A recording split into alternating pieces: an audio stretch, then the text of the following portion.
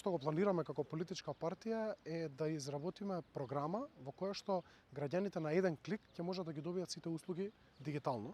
За тоа да го постигнеме, мораме да изградиме прво инфраструктура. Македонија беше лидер во инфраструктурниот развој во делот на дигитализација до 2013 година. За жал, од 2018 до 2019 наваму многу малку е направено и затоа дел од инфраструктурата е застарена, голем дел од процесите се останати на нивото кое што го имаат тогаш.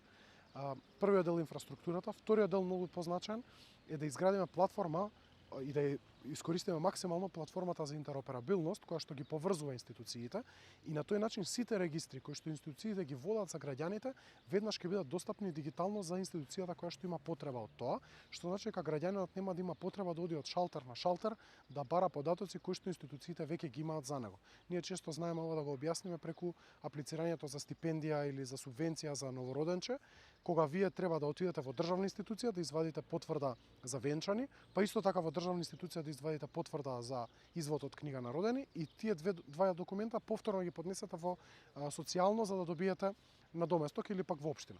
Што значи дека на овој начин општината сама ќе може да ги прибира податоците или институцијата сама затоа што ќе има податоци од овие регистри. Секако ова не значи дека не ни се потребни луѓе.